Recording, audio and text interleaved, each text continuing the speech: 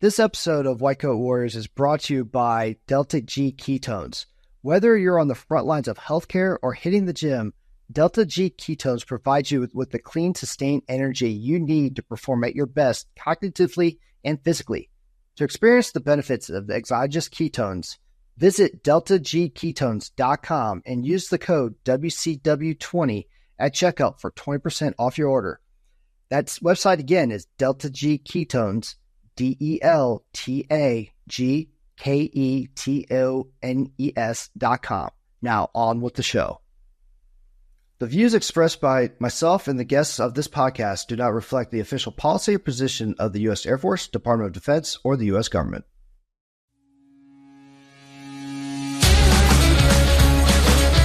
Welcome to White Coat Warriors. I'm your host, Dr. Chris Myers.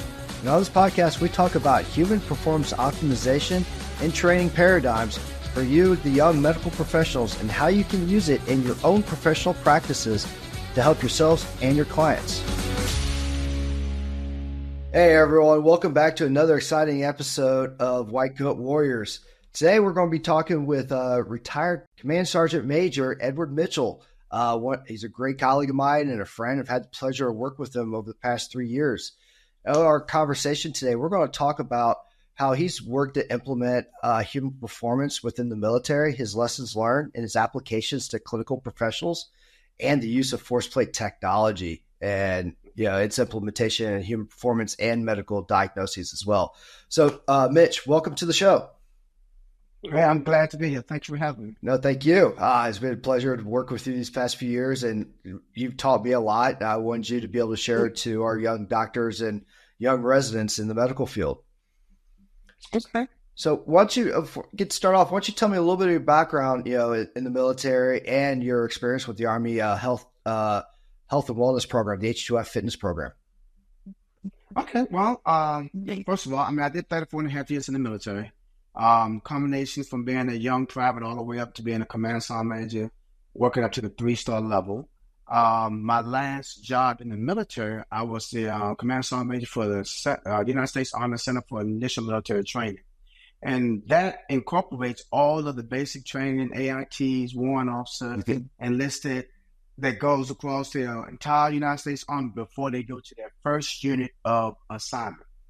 So the recruiting command brings them in. They give them all to us. We have to train them up on their basic skills and knowledge and tactics. And then we send them out to the Army so they can go ahead and start their career.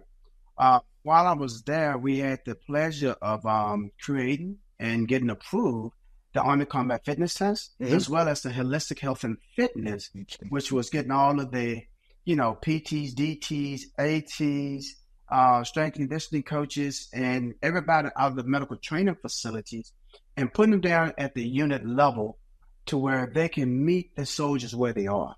And then when they had to go get seen, they could be seen in a timely manner to where going to a medical training facility, it could take 30 days or it could take 60 days.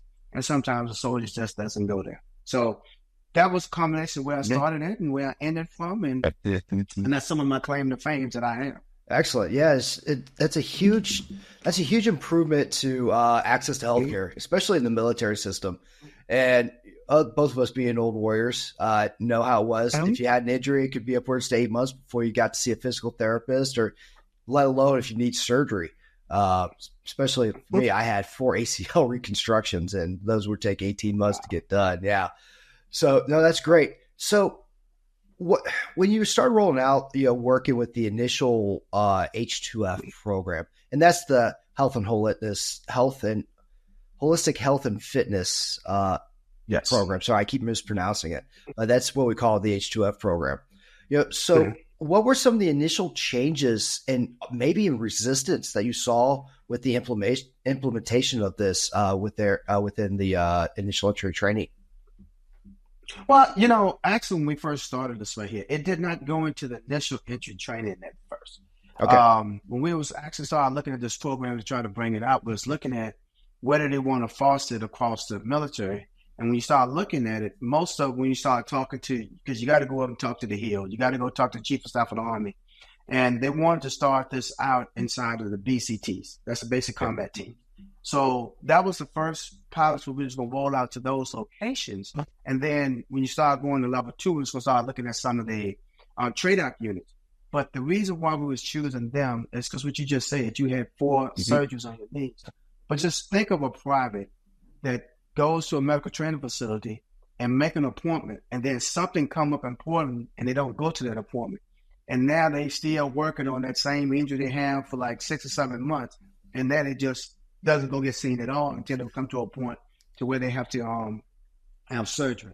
So that's why we was looking at how can we get that if we bring it out with the new spots, or we actually call the facilities, and put them closer down to where the soldiers are, so they can walk in, get seen, get treated, see an AT or a strength conditioning coach, and go straight back out to work and start executing within, 2 weeks.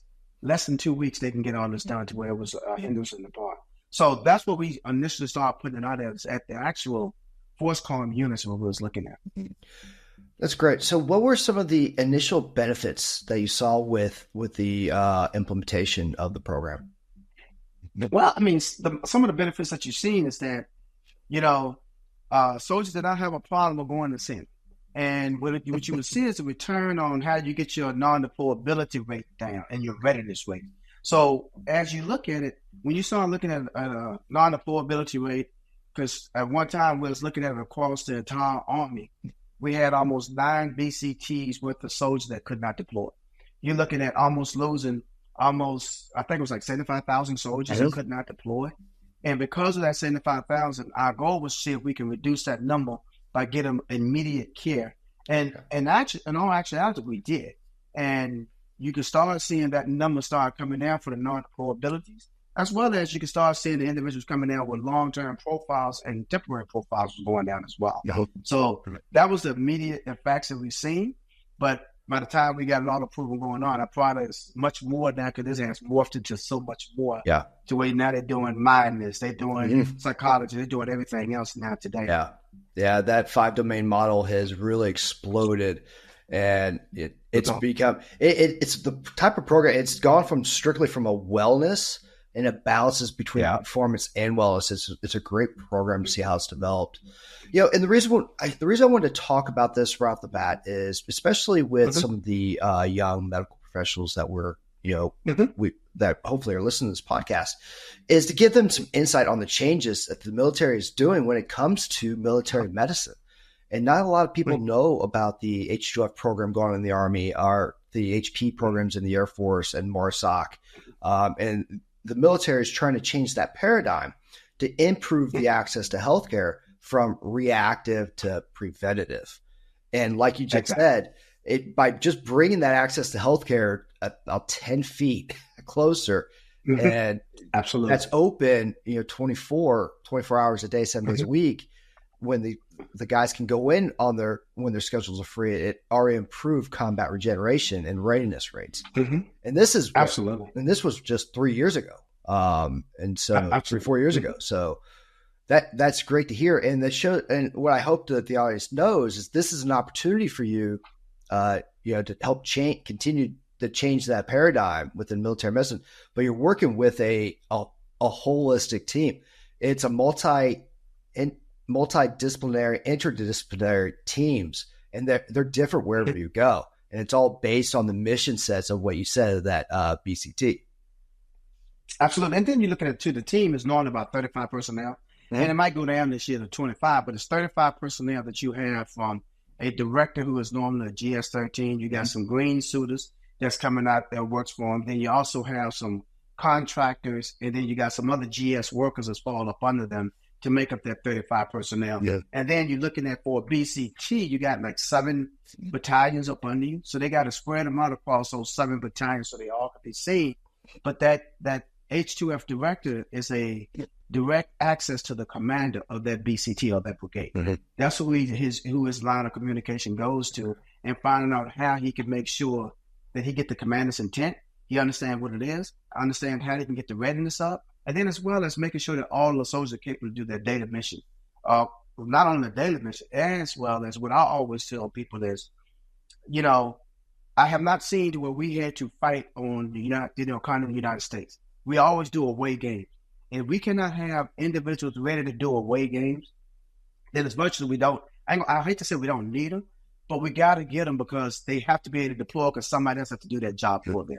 So if I had to tell anybody, especially in the medical arena that was coming in and was looking at this, is it was a reason why they reached out and started getting these strength and conditioning coaches, started getting these physical therapists, athletic therapists, occupational therapists, and started bringing them into the fold because it also created more jobs, but it also gave them a different perspective of what you see when you're working in a typical hospital in the civilian community. To now you have to understand, how does a leader lead his brigade, and how do I fall within that commander's intent to give him what he's looking for? And it still goes back so much more. It's all about readiness. And readiness is a word we use interchangeable, but at the end of the day is, do we have the personnel to do their job every day? If not, why not? And then if we can't get them done, then what can we do to change that paradigm? And if you look at it, for me, when we was in basic training, we was looking at it, we was losing $1 billion a year.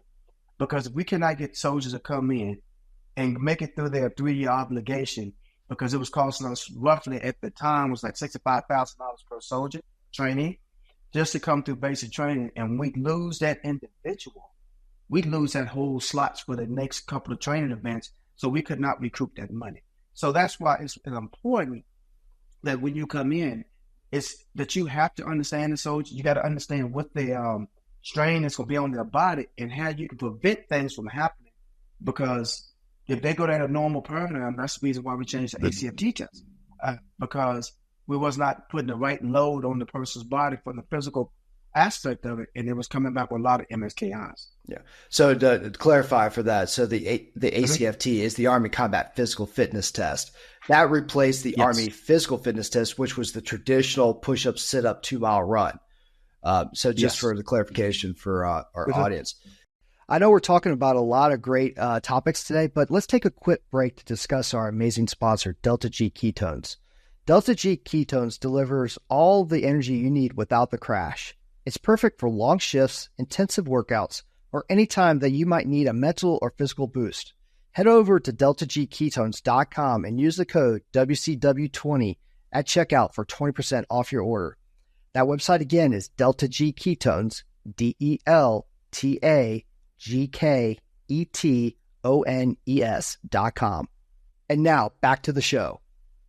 And you made a very important point in the evolution of military medicine, H2F, and where it's going now, especially at the basic training level, because part of that, where you're talking about the high injury rates and recouping the funds, spurred out the Future Soldier program, where absolutely, so it actually, for those who need it, still want to go in the military, but need a little additional time to prepare their bodies, they have a chance to go to a 4 to 6 week course, depending on where they're at, to better improve, just to start working up their body through physical training with H2F personnel to better prepare them for the military. Because if you can prepare the training stress, you reduce the chances of a musculoskeletal injury, also known as an MSKI. Yes, that's exactly. And then the main point that we seen from that was because everybody that's, only 1/3 of 1% of the population can serve in the military. That's 1/3 of 1%. And of that 1/3%, you're looking at corporate Americans trying to get them. You're looking at colleges trying to get them. So everybody's trying to get that little small pool. And if you just look at our sheer numbers alone, we're bringing in 135,000 a year. So if you're looking at that it become, I can't say it will become selective, but it needs to be selective, because when you start looking at individuals who's, I'm not here to say obese, which a lot may be, is how can we be a program for that? And that's what you're talking about, the Future Soldier program is, can we get them in there to get them to somewhat of a healthy standard, so when they actually go into basic training and start going and get that rigor put on them, that they can make sure their body can sustain that rigor all the way through basic training, through AIT, onto their first unit of assignment. Because if not, that's where we typically lose them at. And when we lose them in basic training, you cannot recoup those funds whatsoever. It's good. Thank you so much for that insight. I want to talk a little bit about the military medicine side, and especially with someone with your expertise, really seeing it both from the tactical level, which is the bare basic, the unit company level, operational and strategic levels. You've seen it through all the lines of the military in leadership positions. You just bring a unique perspective. So thank you for sharing that. Now let's get to the fun part. Let's talk about let's talk about force plates. So the other side of this too, you helped develop force plates, force plate technology with a company, Smarter Science, and that's who we work with. That's how our relationship came about. And you've seen the evolution of the force plate technology and its ability to really enhance clinical assessments. Can you talk about your experiences with that a little bit and moving forward? Yes, I can. First of all, I did not help them create the force plate. The force plate was way before me. I want to make sure I specify that. Fair enough. But, Smarter Science, what I will tell you is actually was created by Dr. Phil Wagner. And, he actually came up because he was a sports individual as well. And he just did not like the way that when you look at college being a strength and conditioning coach, he wanted to change that paradigm because there was not an assessment for individuals to go through and get seen so they can figure it out. So what he did, he created the Smarter Science company. But when you look at the evolution of this right here, Smarter is like science is no longer a force plate company. It's actually a human. We're looking at it from a different expert. So what I would tell you is now what we try to make sure we do, we want to get an assessment on the person, make sure everybody can move, have a great movement signature. And when you start looking at movement signature, everybody moves differently. And what we try to do is assess and find out what is the stresses they have in their bodies. And then if so, what can we give them some insights on and just ingest them that they can actually sit up there and start doing from a physical standpoint. It can be exercise regimens to help them move better. At the end of the day, it's the same thing which you do as a physician yourself, is that we try to tell doctors and stuff like that is that, especially in the military, you cannot assess. If I give you a strength and conditioning coach and an athletic trainer for one battalion that's got almost 800 people in it, how can you assess 800 people and find out who you need to work on? Unless they come into your office like a practitioner, that's not what most commanders want. They want you to get an assessment and then find what population you need to fix that you need to move on so they can actually, guess what? Do not become a part of the population that's non-deployable. So that's where when we came in, when I first started with the force plate, was we could assess more people and we could aid those strength conditioning coaches, physical therapists, OTs to look at a quick assessment and use that AI. And then they can go out there and start, guess what?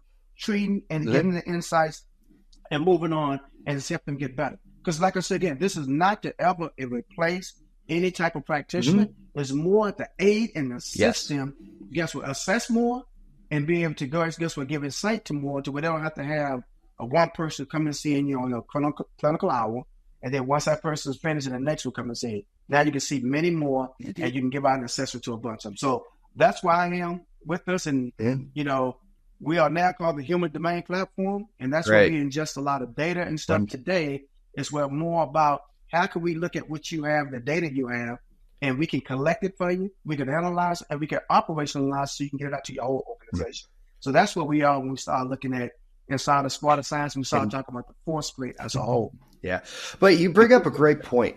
You bring up a great point with the ability of the technology, right, to help create quick assessments. Because let's go back to a point that you said earlier with the H2F program, is with the teams, right? Yeah, so the H2F team is assigned to a BCT, and BCT can range from anywhere from 3 to 8,000 people. Yeah. People. And so you got a team of anywhere between 7 and 20 personnel. The ratios are large. And so you have to have assistance to really help you. And that's where, that's one of the benefits of, force plate technology and technologically enhanced clinical assessment tools can help practitioners be able to, okay, what is the right test to get the correct metric to be able to help with assessing the population for what you're trying to look at. In this case, like you said, movement patterns, which is a very important aspect for for the military population, and more importantly for the Army, because in the Army everyone is a soldier, and so with that being said, or everyone's an infantryman. So with that being said, you have to be able to move. You have to be able to move weight. And so if you don't have hip mobility, if you don't have the right knee range of motion or ankle flexions, which is something that can all be detected by doing the counter movement jump on the force plate, that's a huge indicator. And by working on those, you can get ahead of any possible MSKIs and other movement pattern deficits as well.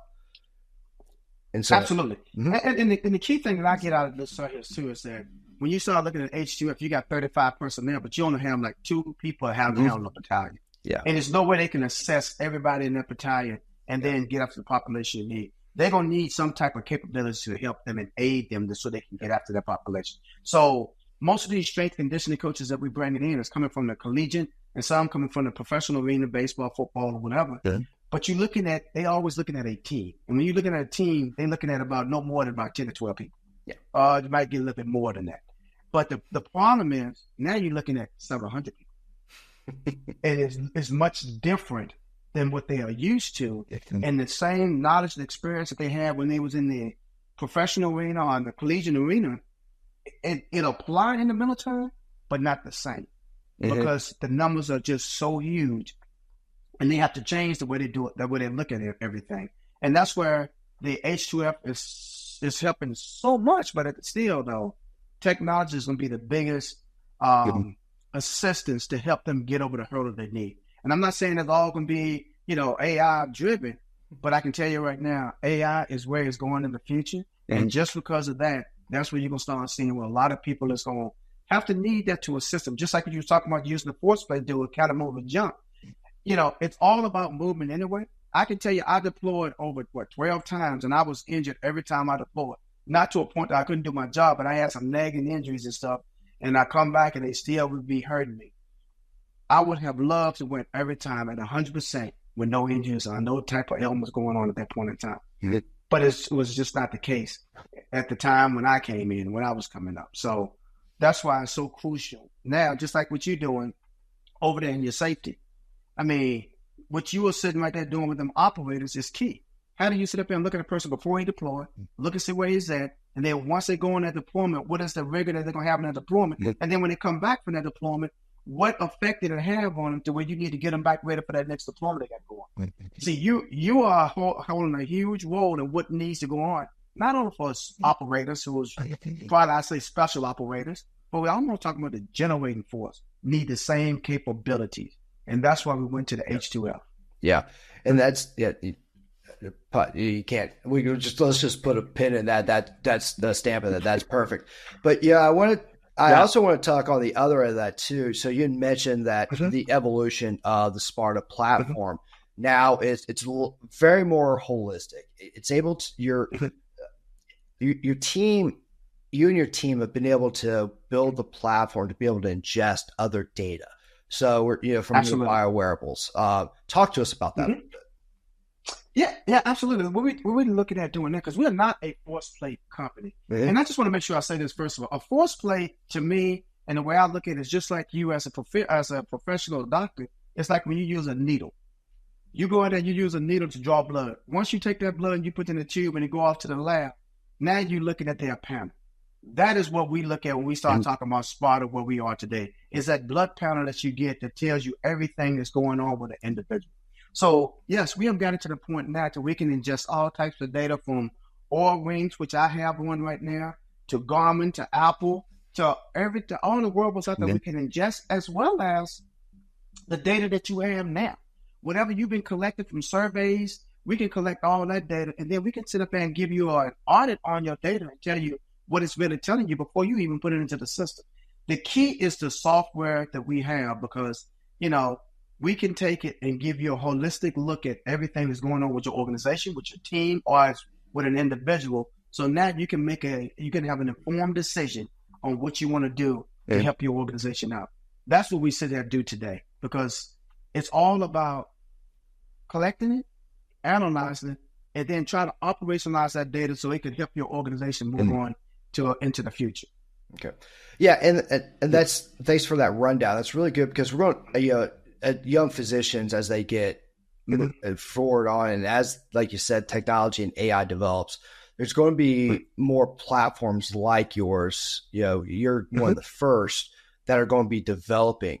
And so what's some advice that you could give to some of these young professionals on how to better leverage this type of technology to get the deeper insights for a holistic view of their patients? Well, first of all, what I would tell you is that you got to have a clear goal of what you're trying to achieve. Yep. That's the first thing you have to do. You got to have a clear goal, and then you got to find out what can help you obtain those goals. Mm-hmm. And everybody out there has platforms that you can use to get after, but at the end of the day, that's the question that I go around when I start talking to a lot of people, especially inside of this organization I'm in now, is what are you trying to achieve? And then I come back, because I'm the director of solution engineers, and I sit back and look, if this is what you want, we can lay out a path forward for you. So that's the key you have to be to ask yourself first is, what do I want to achieve? And then what path do I want to get after? And then how long do I have? Mm-hmm. Because all that's going to play a role into what you want to get at your end state. But as a young physician out there today, what I would tell you is that everybody would like to see something realistic on a dashboard that's giving them an idea of what's going on with them. Mm-hmm. The days of us sitting there talking to people and telling people that, hey, this is what's wrong with you. Like when I go to the doctor, hey, you got dust, your cholesterol. But if you can start showing them a dashboard with everything on it, and they know all of that data is theirs, and it's giving them a true picture of themselves, that's just going to, help you out with your revenue. It's going to help you out bringing more people to your office. It's going to help them out when you give them something to do. Now they understand that it's going to affect them. And it's just not just something that you're just telling them because you learned it, that you've seen it in a book and stuff. So that's the first thing I would tell you. The second thing I'd tell you is this right here. Be open. Just have an open mind. You already got the knowledge, the experience, and everything you need to do to become a practitioner. I don't care if you're an MD or whatever you are out there doing. You already got that knowledge and experience. But you have to also have an open mind to say, what else can I use to help me perform better and be better? Mm-hmm. Because, I used to say this joke all the time. A person who goes to medical school and he fails every test and he comes out at the end, what is he? Doctor. He's still a doctor. Now, the question is, do you want that individual to work on you or not? But the question is, you would never know. So the reason why I say that is because everybody's not going to come out to where they go to school and they're going to pass everything because they get it like this. Some is going to be a little slow. That's where I would say you can get things to help you to make sure, hey, guess what? You're just as good or even better than the individual who graduated top of the class sometimes. So technology is there to help you. I have been in many austere environments to where, I didn't think I was going to come out of it. And just by having from Desert Storm to going to Iraq and Afghanistan, it is a drastic difference on how technology aided us through these last couple battles that we did not have in Desert Storm. It was night and day. And I will tell you, if I ever had to deploy again, I would take the technology that we have in today over what we had back in 2002. So that's what I would tell you about technology. Everything has got better. I mean, security. Everybody always worry about data leaks and security. If you start looking at how they go out and they start securing stuff now, I will just tell you, I have an open mind because you can definitely benefit from using any type of new technology and AI to help you in the future. That's where it's going anyway. So I would tell you, start learning now and see how it can aid you. And don't get caught and say, like the Army do, we always be the last one to grasp things. And sometimes it's like 2 or 3 evolutions ahead of us before we get there. So that's what I would tell you. Just start diving into that now. Mm-hmm. That's great to hear. Yeah.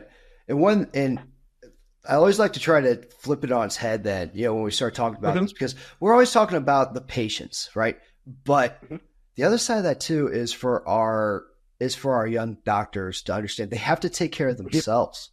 And so you had some great advice in there. Very good. You talked about actionable data, presentation of the data, looking at trends. How would you, if you had some words of advice or insights, what would you tell our young doctors how to be able to apply these types of principles to themselves? I'm glad Chris, I'm so happy you said that.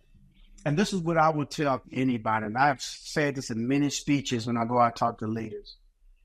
We are ingrained as leaders to make sure we take care of everybody first. And hands down, lead from the front, take care of your soldiers, take care of your warriors, take care of everybody, and then look at yourself. But what I will tell you is this right here. I think we are changing, because by doing that, we normally neglect everything that we care about ourselves, because we always worried about everybody else. And then we are the last ones to find out how injury. Like, I'm 100% disabled, but I got so much stuff going on with me that I did not know this prior, because I never did worry about it, because I always had to be out front leading. Mm-hmm. So I would tell young doctors this, is that, all this to help you for your patients and everything that you have going on. But at the end of the day, what about you? You seeing, from me and my standpoint, I've seen people with mutilated bodies. I have seen all kinds of things. You seeing the exact same thing that I seen when I was in combat. What is your mental state? Where are you really at? Mm-hmm. Because people are not going to ask you those questions, because they're looking at you because of the title that you have. And the only person who probably will ask you that question, probably your wife or your significant other. Yeah. But this is also a time where you need to sit back to where me, when I'm sitting at these different levels that I was at, the only person I could talk to was my boss, who was a 3-star, a 2-star, or whatever, or my counterparts, sergeant majors. Mm-hmm. And that's when I could really have a conversation with them. And of them, it was only 2 or 3 that I said was in my inner circle, that I could talk about me. Mm-hmm. So what I would tell everybody that's listening, no matter what profession you're in, you got to have 2 or 3 people that's going to tell you that you're walking around with your pants down. And if you don't have that, then you're doing yourself a disservice, because you might think you're okay and you're not. Mm-hmm. And that's what I had in my corner at all times. And everybody saying, hey, you're in charge of 50,000 people. Ain't nothing wrong with you. You got it made. Oh. But that does not mean that you get to see, because of what you see every day. Yeah, it does have an effect. And what are you doing about it? Exactly. That's great advice. And you know what? I think we're going to end it on there. You can't come to any better advice than that. So, Sergeant Major, Command Sergeant Major, Mitch, again, it's always a pleasure to be able to talk with you. And thank you so much for imparting some leadership insights to our young medical professionals. So is there any way that if anyone has any questions, they can reach out to you? Oh, absolutely. If you can reach out to me. You can email me. You can email me, and I will have Chris make sure he can put the email into your block ticket. Okay, great.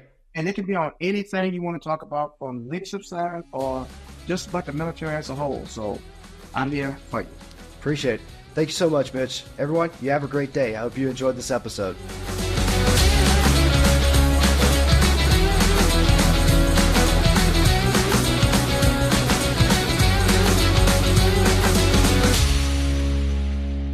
The views expressed by myself and the guests of this podcast do not reflect the official policy or position of the U.S. Air Force, Department of Defense, or the U.S. government.